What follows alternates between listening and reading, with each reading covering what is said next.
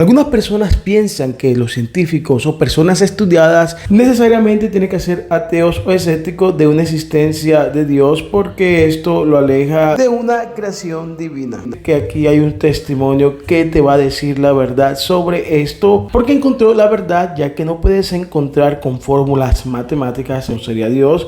Entonces hay que encontrarlo de una forma personal, íntima, porque se nos revela a nosotros mismos. Entonces piensa en esto porque esto es algo muy revelador y algo que te va a impactar, porque personas que creemos que son más inteligentes y que por eso tienen la verdad, aquí vas a encontrar esta respuesta de este científico que es muy inteligente y es una de las personas más brillantes en la época, para que tú veas y mires y reflexiones sobre esto. Esta paciente, tras compartir su fe conmigo día tras día, me hacía sentir incómodo. Pero un día después de compartirme, me puso realmente incómodo. Ella me dijo: «Doctor, le he hablado de mi fe, y usted es alguien que se preocupa por mí. ¿Usted en qué cree, doctor? No creo que nadie de una manera abierta y honesta me haya hecho esa pregunta. Así que más que nunca, creo que el mundo necesita escuchar la síntesis de la ciencia y la fe son posibles. Y no solo forzarla y decir que está bien, sino que es un deleite y una oportunidad para adorar. Pero antes no lo creía, y no puedo creer que esté aquí delante de ti esta tarde, en la ciudad de Baltimore, hablando sobre mí cuando tenía 21 o 22 años como estudiante graduado, en ese punto estudiando mecánica cuántica en Yale, y donde había adoptado una postura llamada naturalismo metafísico, básicamente una actitud reduccionista, donde no hay nada que realmente importe excepto lo que se mida a través de la ciencia. El mundo natural es todo lo que hay, y todas estas cosas sobre la fe son meras supersticiones de nuestros antepasados, y lo mejor sería olvidarlas y avanzar. Y como no fui criado en un hogar de fe, estas cosas carecían de importancia para mí, dado los fundamentos que yo tenía, y por lo tanto, en ese entonces, asumía que no había Dios. Era un ateo, una posición que no había pensado. Pero esa era mi posición, y no era diferente a la de muchos en ese entonces, y hoy en día en las universidades o salones de posgrado. Pero luego tuve un giro en mis estudios, y por más que amaba las ecuaciones de segundo orden, tuve un llamado hacia el área médica que involucra relacionarme con los demás. Y, a pesar de nunca haber tenido mucha inclinación en esa dirección, decidí cambiar mi perspectiva de manera drástica y postularme a la escuela de medicina. Y con una extraña decisión en la Universidad de Carolina de admitirme en esta historia bastante poco impresionante, fui a aprender sobre la ciencia del cuerpo humano, y me encantó. E inmediatamente me encantó la genética porque tenía esa parte digital racional de mí que había llevado en química y física, pero ahora se aplicaba a la vida y el cuerpo humano. Pero yo mantuve mi ateísmo y había estudiantes cristianos de medicina que me invitaban a sentarme con ellos en el almuerzo, pero los evitaba, porque sabía que no iba a disfrutarlo. Los consideraba a todos unos raros. Eran grandes personas, pero raros.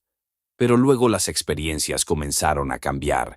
Ya no era un ejercicio intelectual pensar en la vida y la muerte, porque como estudiante de medicina de tercer año, uno es enviado a interactuar con los pacientes, personas con enfermedades terribles, muchas de las que no teníamos respuestas, o eran muy incompletas.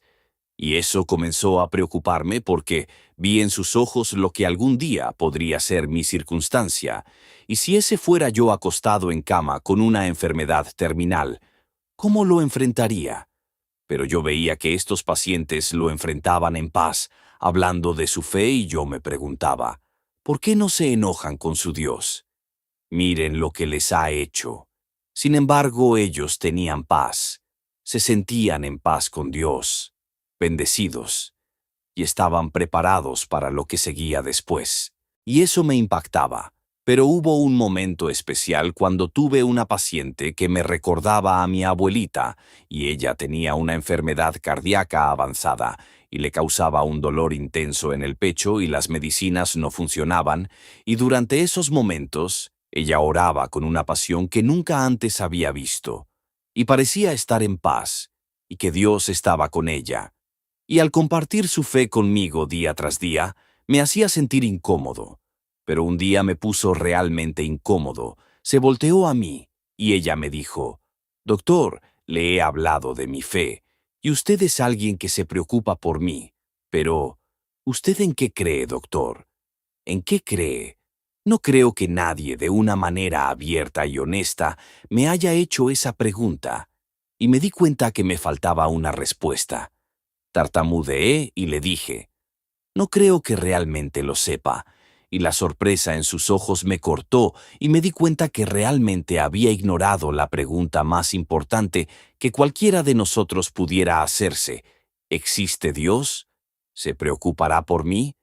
Y para mis 26 años, en ese momento, había dejado eso a un lado, enfocado en otros problemas, y se suponía que era un científico interesado en encontrar respuestas y en reunir evidencias para ver cuáles deberían ser esas respuestas, y nunca había pasado más de 5 minutos pensando en esto, y eso realmente me molestó.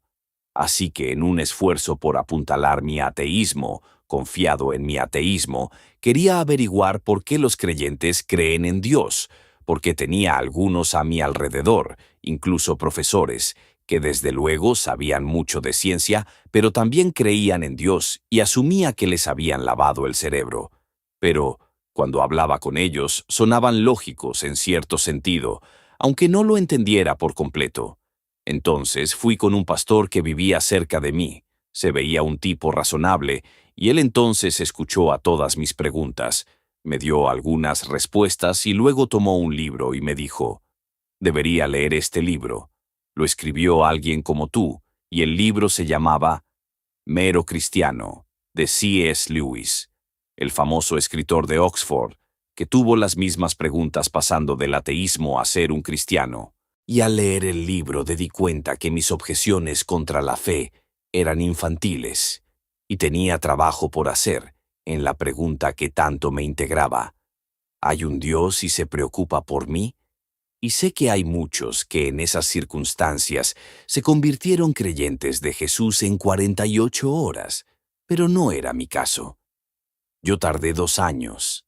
Me aseguré de entender los argumentos de cada texto religioso y quedé totalmente confundido. No tenían sentido para mí, pero al tratar con otros cristianos que conocían más y también de otras creencias, comencé a entender.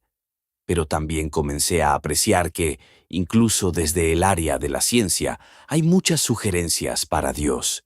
El hecho de que hay algo en lugar de nada, el hecho de que el universo parece estar ajustado para hacer posible la complejidad y, por lo tanto, la vida. El hecho de que la naturaleza siga estas elegantes reglas matemáticas, estas ecuaciones que amaba. ¿Por qué encajan tan perfecto? Parecer haber un físico o matemático detrás de esto, y eso suena como a Dios, un creador que no estuviese limitado por el espacio-tiempo y hubiese creado todo. Pero, espera un minuto. ¿Es un creador que le interesa la humanidad? Y el primer capítulo de Lewis era El bien y el mal. Una pista para el significado del universo. Era la primera parte del libro. Y nunca antes lo había pensado, y realmente me llegó en lo más profundo. Todos nosotros, a lo largo de la historia, en cada cultura, tenemos la sensación de que hay bien y hay mal, y debemos esforzarnos por ser buenos. Y como genetista y alguien que estudia la evolución, hubo momentos que no hicimos lo apropiado en la historia y sabemos lo que es bueno. Y parece decirnos algo más profundo aquí que solo una restricción evolutiva, y omitiré esto por el momento. Pero me obligó a considerar realmente la idea, que la noción de solo un Dios no llenaría esto. Había mucho más aquí. Llegué a estar convencido por pruebas científicas de que Dios es real y Jesús es su Hijo. No, No conozco a nadie que lo haya hecho. Pero me di cuenta de esta increíble hambre por no solo saber que Dios estaba allí, sino también por tener una relación con Dios y también darme cuenta de que no podía hacerlo por mi propia cuenta, debido a mi pecaminosidad, y que si había algún chance de tener una relación con Dios, tenía que ser ofrecida por algún tipo de puente, y fue ahí que entendí a Jesús y el significado de la cruz. Comprendí entonces el significado de Jesús murió por mis pecados. Nunca tuve eso y de repente lo hice. Y así en una maravillosa mañana de verano y la hierba húmeda de las montañas en el noreste, caí de rodillas y dije, lo entiendo, soy tuyo, quiero ser tu seguidor desde ahora hasta la eternidad. Y eso nunca ha cambiado desde ese día, y ese día fue hace 41 años. Y la gente decía, bueno, eso es encantador, pero tu cerebro está a punto de explotar. Eres un científico que estudia genética y no te das cuenta de que hay un conflicto absoluto entre lo que dice la Biblia y lo que tú estudias. Y yo les puedo decir que en 41 años nunca he tenido un conflicto, siendo alguien que toma la Biblia seriamente y siendo alguien que no aceptaría tu trabajo hasta no ver las pruebas científicas, y creo que Dios nos llama a ambas cosas, y creo que es realmente trágico que en nuestro mundo, y particularmente en este país, en los últimos 150 años, hayamos creado a jóvenes para creer que hay un conflicto, cuando no lo hay. Dios nos da la increíble oportunidad como científicos de aprender sobre la creación de Dios. Puedes conocer a Dios en un laboratorio o en la iglesia, y ese tipo de adoración que creo que escuché hoy, un término maravilloso de Jeff Harding, llamado fascinación doxológica, es exactamente la experiencia de que nosotros como científicos y también cristianos tenemos este regalo maravilloso a pesar de que nuestra ciencia tiene que ser tan rigurosa. Analiza, piensa las cosas, sacas tus conclusiones porque no eres la persona más inteligente del mundo y puedes estar equivocado. Entonces busca siempre la verdad mirando todos los puntos de vista y saca tu conclusión. La verdad, ya yo lo hice y estoy muy feliz.